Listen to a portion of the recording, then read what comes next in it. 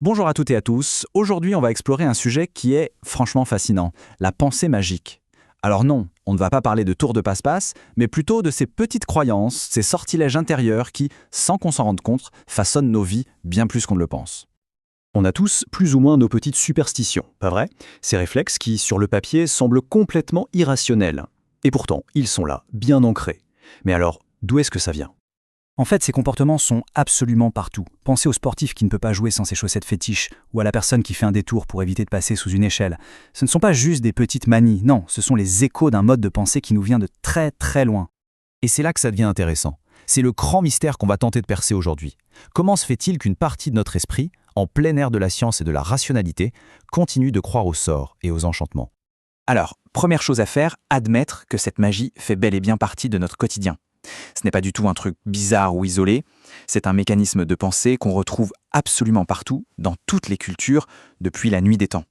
Et pour comprendre, il faut en fait remonter le temps jusqu'à nos toutes premières années. Parce que pour un enfant, l'idée que ses pensées peuvent directement agir sur le monde, eh bien c'est une étape parfaitement normale de son développement. On va donc repartir à la source, à cette période de la vie où on était en quelque sorte les maîtres de notre propre univers. C'est vraiment là que tout a commencé. Le psychanalyste D.W. Winnicott a mis un nom là-dessus, l'omnipotence infantile. C'est ce sentiment, tout au début de la vie, que le monde extérieur n'est qu'une extension de notre propre volonté. J'ai faim, le monde me nourrit. J'ai froid, le monde me réchauffe. C'est une expérience que tout être humain a connue. Au départ, il n'y a pas vraiment de différence entre « je veux » et « j'obtiens ». Pour le bébé, le monde est littéralement magique. Il répond à ses désirs.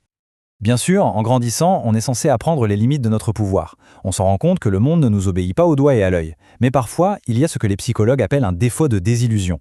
C'est comme si une petite partie de cet enfant tout-puissant survivait en nous.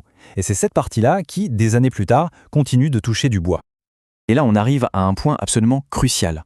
Cette pensée magique, ce n'est pas juste une vieille habitude un peu ridicule. C'est un bouclier psychologique très actif que notre esprit déploie pour se protéger. On parle de mécanismes de défense primitifs. C'est simple, au lieu d'affronter une émotion difficile, comme l'envie, la jalousie ou la responsabilité d'un échec, on la projette à l'extérieur.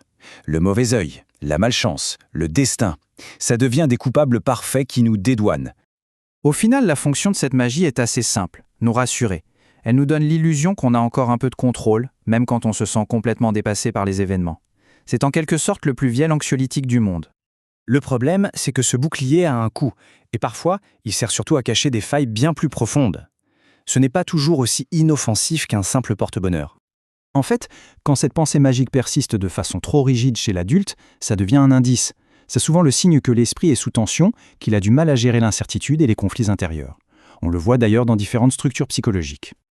Et ce recours systématique à des forces extérieures, ça mène à un phénomène un peu inquiétant qu'on appelle la désubjectivation. L'idée est simple, mais assez terrible. Petit à petit, on arrête de se voir comme le pilote de sa propre vie. On devient un simple passager, ballotté par les caprices du destin ou de la malchance. Et ça nous enferme dans un véritable cercle vicieux. On fait face à un problème, on utilise la magie. Évidemment, ça ne marche pas toujours. Mais au lieu de remettre en question la magie, on se dit que les forces contraires étaient juste plus fortes. Résultat, on se sent encore plus impuissant, ce qui nous pousse à nous reposer encore plus sur la magie la fois d'après. C'est un piège. Alors, la grande question, c'est comment on sort de cette boucle.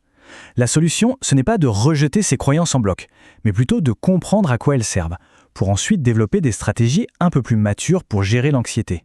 Un des objectifs thérapeutiques, par exemple, c'est de développer ce qu'on appelle la mentalisation. Ça a l'air compliqué, mais c'est l'aptitude, toute simple, à faire la différence entre ce qui se passe dans sa tête et ce qui se passe dans le monde réel. C'est juste de reconnaître qu'une peur n'est pas forcément un présage, qu'une pensée n'est pas un fait. Finalement, le but, c'est une transformation assez profonde. Il s'agit de passer d'une posture où on subit des forces invisibles à une posture où on devient l'acteur, l'auteur principal de sa propre existence. Le changement de perspective est radical. D'un côté, on a l'impression d'être le jouet du sort. De l'autre, on reconnaît enfin sa propre capacité à agir, à faire des choix, à influencer le cours des choses.